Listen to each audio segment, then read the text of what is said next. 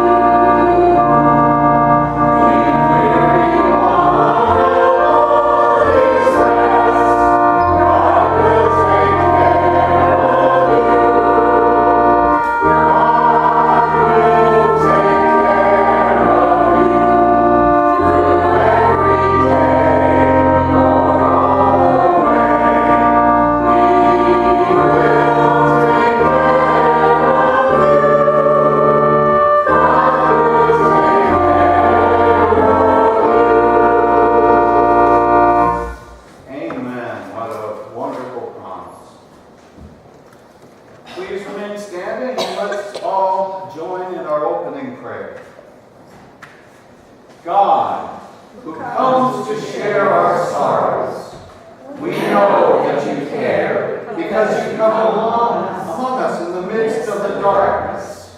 However, we have lived through darkness and found ourselves asking the question, why? Why do the innocent suffer? Why do bad things happen to good people? Why does it seem as if God is not with us? We know that you are with us always. Please remind us that you care and that grace comes through Jesus Christ. Amen. Our Old Testament lesson comes from very near the beginning. Genesis chapter 1. We'll read verses 27 and 28. So hear the word of the Lord. So God created man in his own image. In the image of God he created him. Male and female he created them. God blessed them and said to them, "Be fruitful and increase in number. Fill the earth and subdue it. Rule over the fish of the sea and the birds of the air, and over every living creature that moves on the ground." This is the word of the Lord. Thanks be to God.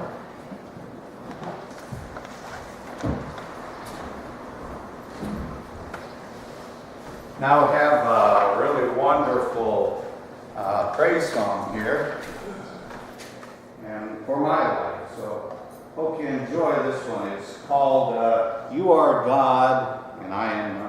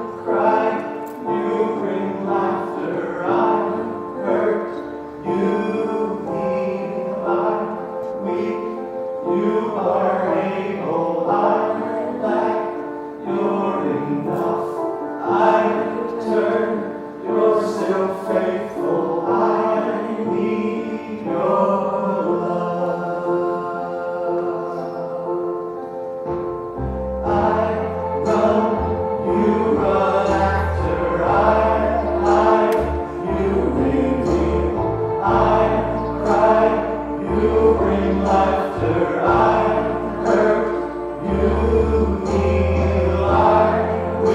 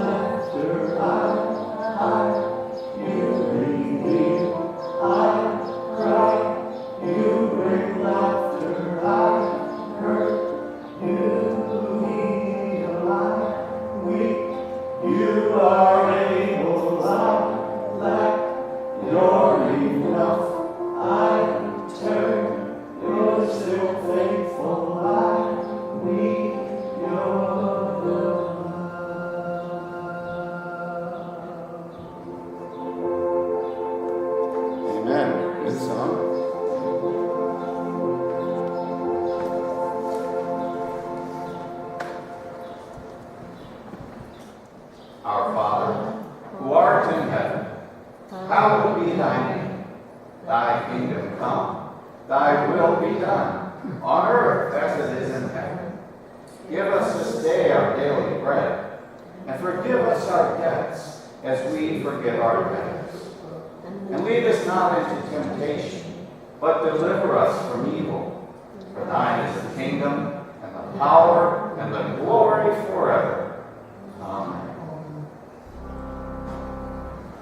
God is so good. God is so good. God is so good. He's so good to me.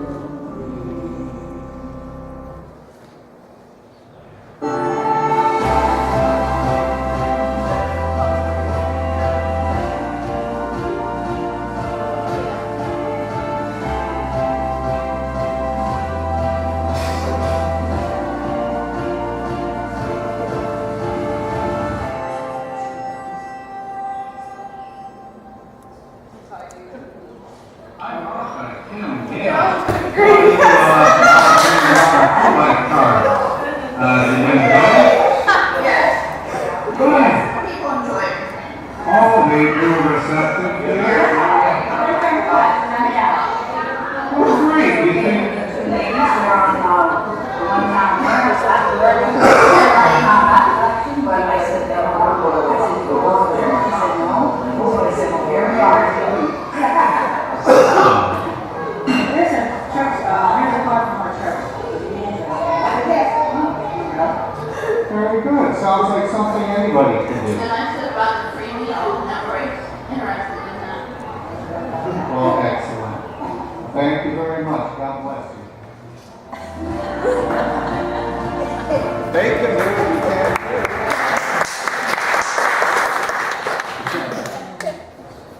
All right, amen. It's time for some more scripture. Our epistle lesson, actually that should be the gospel lesson, comes from the book of Matthew this morning. And it's a familiar passage that we often read, well, I guess not often, but we sometimes read at or around Christmas time because it's part of the Christmas story involving the Magi and King Herod and all that. So we'll read from Matthew chapter 2, verses 13 through 18. So hear the word of the Lord. When they had gone, an angel of the Lord appeared to Joseph in a dream. "Get up," he said. "Take the child and his mother and escape to Egypt. Stay there until I tell you, for Herod is going to search for the child to kill him." So he got up and took the child and his mother during the night and left for Egypt, where he stayed until the death of Herod. And so was fulfilled what the Lord had said through the prophet, "Out of Egypt I called my son." When Herod realized that he had been outwitted by the Magi, he was furious, and he gave orders to kill all the boys in Bethlehem and its vicinity who were 2 years old and under, in accordance with the time he had learned from the Magi. Then what was said through the prophet Jeremiah was fulfilled. "A voice is heard in Ramah, weeping and great mourning, Rachel weeping for her children and refusing to be comforted because they are no more." This is the word of the Lord. Thanks be to God. Why? Why do the innocent suffer? Why do my prayers go unanswered? Why can't I see God's will for my life? Well, these are three of the most frequently asked questions that I and others hear, and even that I sometimes ask myself. And if these are questions that interest you, please listen up and be here during these next 3 weeks as we try to flush out these questions and come to a deeper understanding of the God who created us and who sustains us. Okay? See, the world is a beautiful place. We can see that. But it continues at the same time to be violent and frightening to many. America is no longer the safe haven that we've always come to think and believe it to be. I mean, terror attacks of different kinds have been happening more and more frequently here. Not just in other places anymore, and natural disasters seem to be occurring more frequently everywhere, don't they? For example, on December 26, 2004, the earth shook and the water rose, and over 227,000 people lost their lives in what was to be recorded as the largest tsunami in known history, and the third largest earthquake recorded by a seismograph. The world was devastated and lives were changed forever. On April 16, 2007, a gunman fired, killing 32 and injuring 17 others on the campus of Virginia Tech.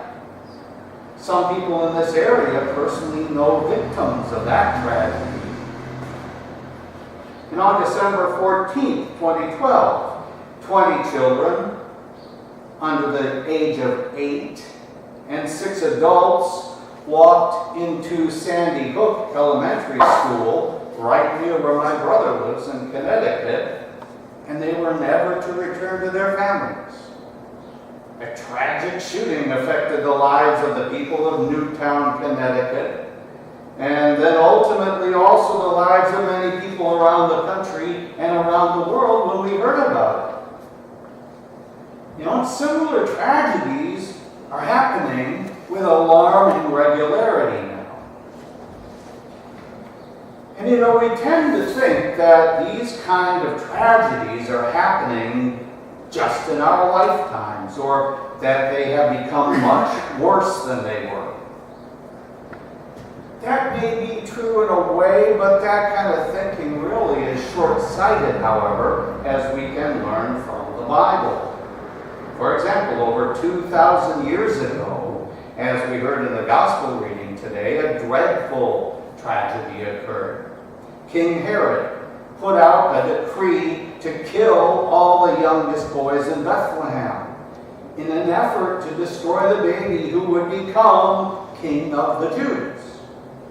See, Herod was afraid of him, and extermination was the easiest way to eliminate the threat, he figured. Well, the death of children, innocent and vulnerable, is cast in the very beginnings of the gospel and the Christmas story. We don't often think about that. 20 children killed. It's a similar cry to the one we hear from the early life of Jesus. King Herod ordered children under 2 killed in this Judean village of Bethlehem when he heard from the Magi that a king of the Jews had been born. And historians estimate that in this tiny village, some 20 children were hacked to death because of this madman, who was subservient to Rome and therefore insecure in his own kingship. And so he took it out on them. Well, here's the point where a Christian response begins. What is there to be said? Especially when we celebrate the Christmas story about a coming king who will save and shepherd his flock. Or when we look with hope toward his second coming, which mercifully may be sometime soon. But the Christian story and promise is not a shield protecting us from violence, from suffering, or pain. It says, as it rains on the just and the unjust, It also hails on the just and the unjust. And many current Christian ministers and ministries promote a pain-free life if one will only follow Jesus. But I'm sorry to say they're just plain wrong, and they may be even called false teachers. It's not just that simple and nice. See, before the Bethlehem massacre, back in the time of Noah, a great flood covered the whole earth and killed everyone. Only 8 people were saved on the ark. Countless numbers were wiped out because of their disobedience. Remember, too, that earthquake that shook as Jesus breathed his last breath on the cross. Remember, we are not living in a time when more bad things are happening. The issue today is that we are hearing about them more quickly and more often because of the media and the internet and their ability to get information out more quickly than before. It's much more efficient than by using a stone and chisel like they used to. And God often gets put at the center of the blame game. And sometimes Christians go right up along with that and do it too, don't we? Well, I'm not making light of any of these situations because they still bring up questions. Why does God allow suffering? Why do bad things happen to good people? Why doesn't God stop tragedies? Where is God in the midst of all the natural disasters and the tragedies? Why do innocent children suffer? Why, God, do people suffer? Well, it is during tragedies such as these that these questions and others seem to surface the most. Those who aren't faithful begin asking, why? Why, if we have a loving God, doesn't he stop bad things from happening? And the faithful, too, get caught up in it and begin questioning God also. These are, though, in fact, good questions to be asking. But we must be careful that our typical responses to events such as these don't do more harm than good to those facing the tragedies. Okay, we have to watch out for that. See, when tragedy strikes, Christians often find themselves defending their faith and defending their God. And oftentimes we use reasons and give answers without really thinking them through.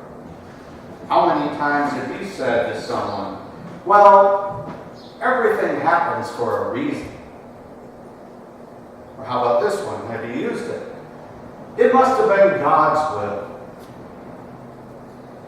If you really think about it, neither one of those statements are comforting to parents who have just lost a 6-month-old child, or to the parents of a teenager who was recently killed in an auto accident, or as far as that goes, to anyone.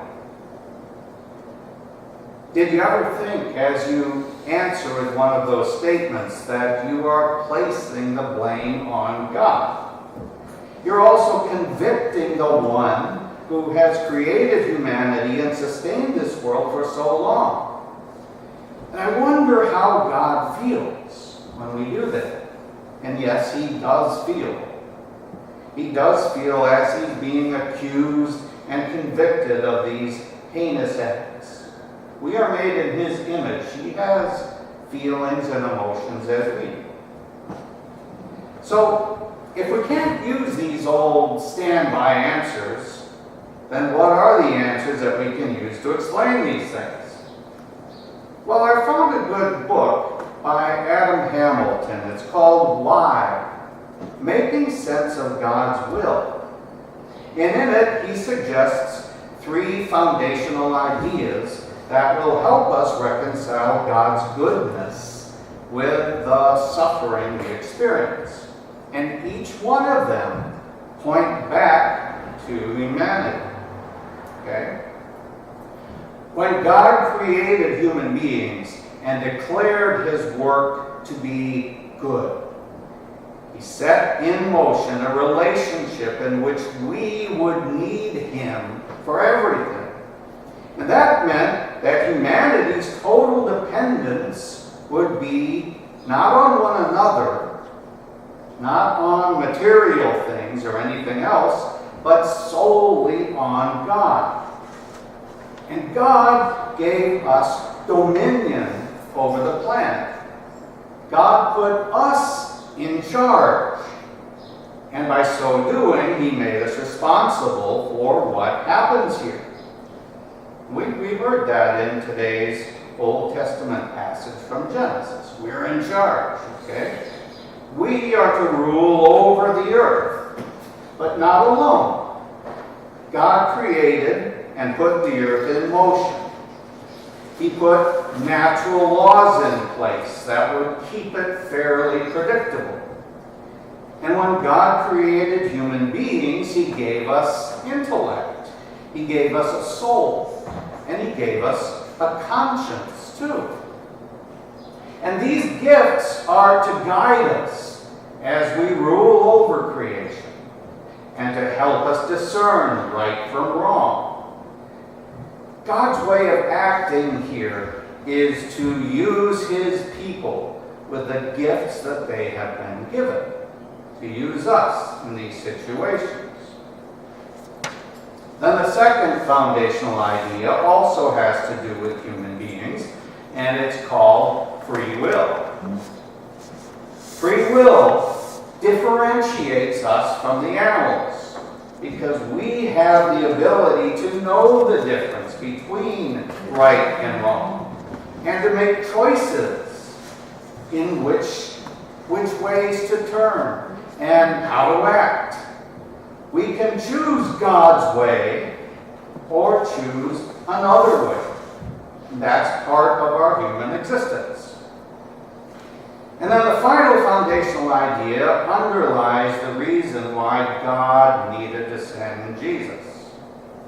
He knew we would be predisposed to stray away from what is right. Right from the beginning, with Adam and Eve, humans strayed. And this straying away from God, this missing the mark or sinning, is what often leads us into trouble, doesn't it? Our actions often negatively affect ourselves and affect others and the world around us. In Adam and Eve's disobedience is our story.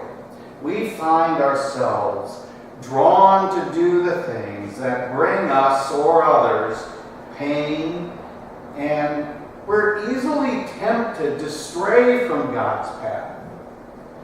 So the freedom that God intended as our gift also opens us up to suffering.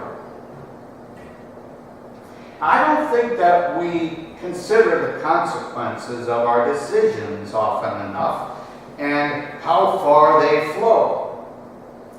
But what we do may affect not only ourselves and our families, but can ultimately affect every human and even the very earth itself.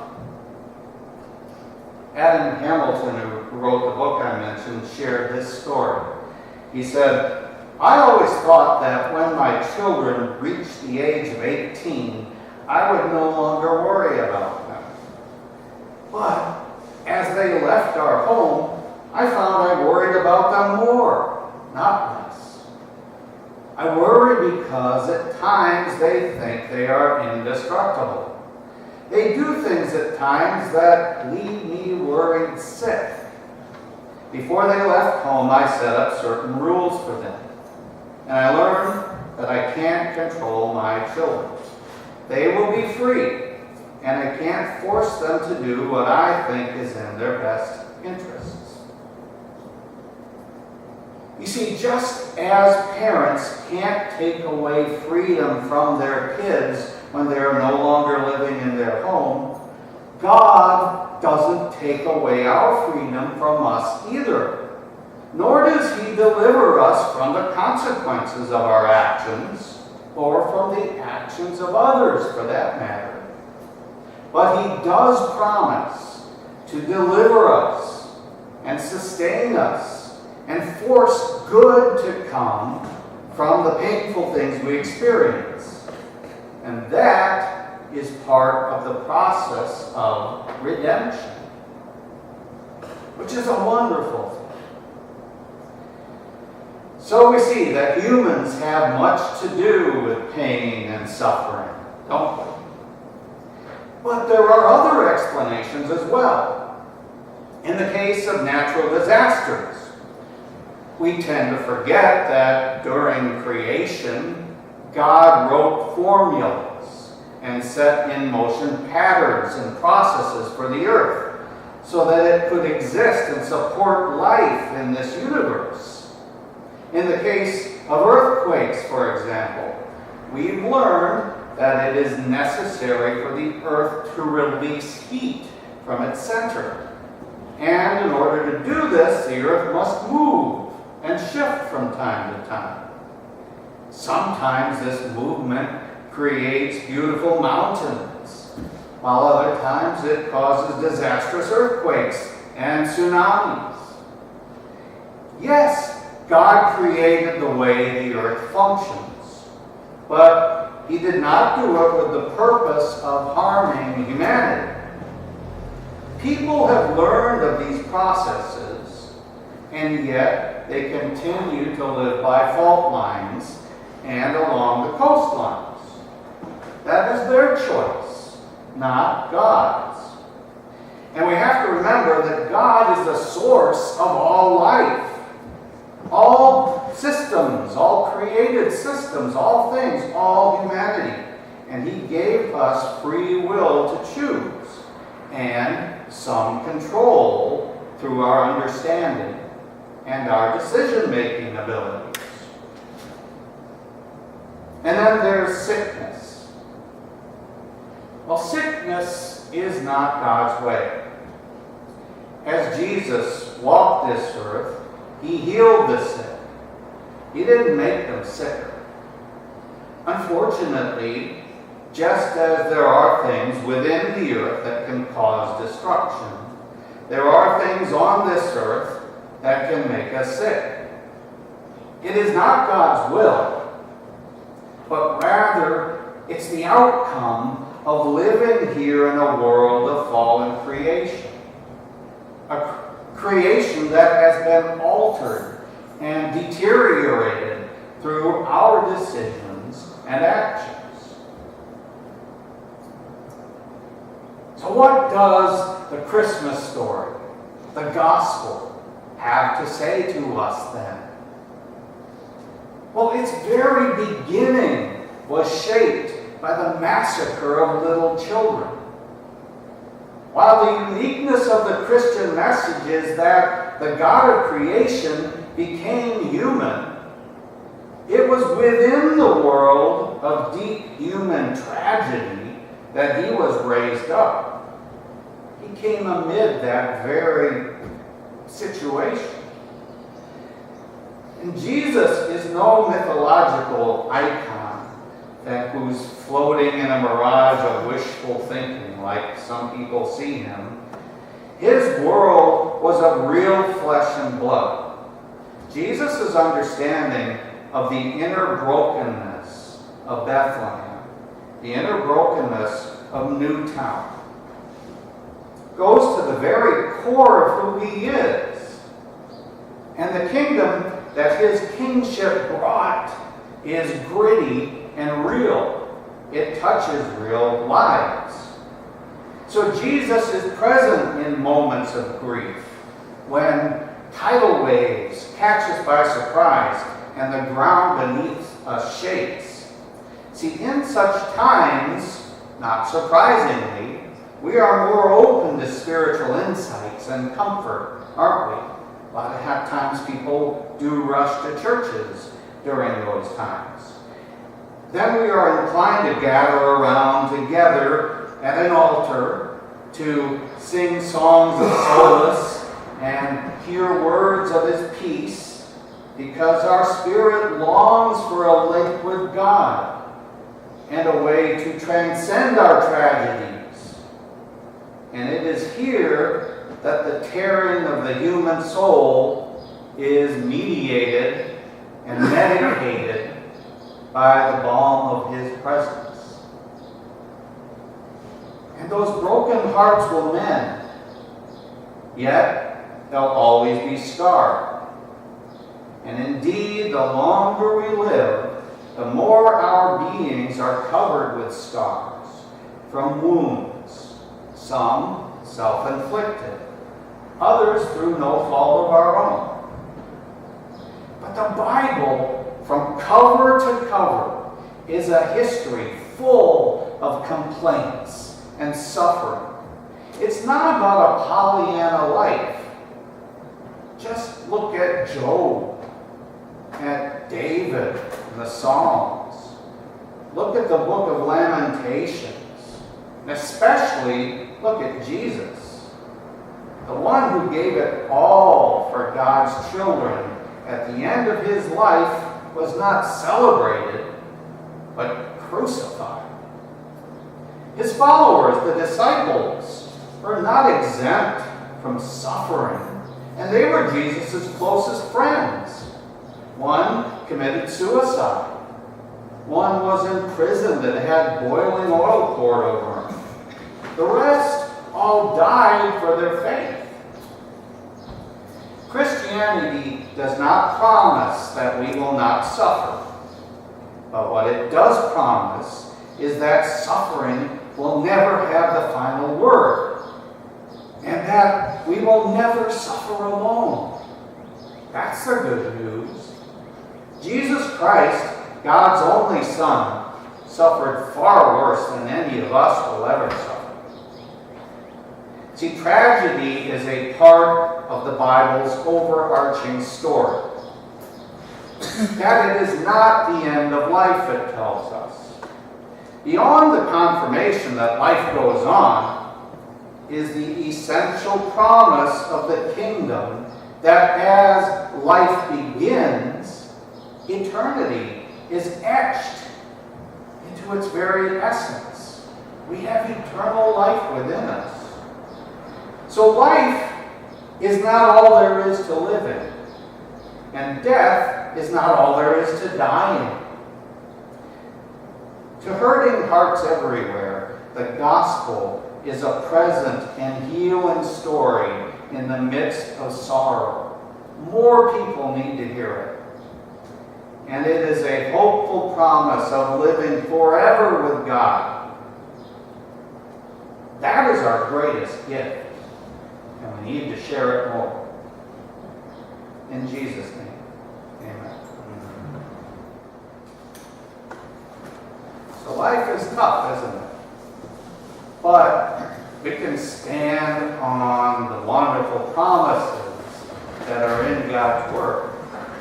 And we need to read them more and talk about them more. So let's sing about it as we leave to thank God and ponder those great truths. Would you please stand, and we'll finish with hymn number 410, Standing on the Promise.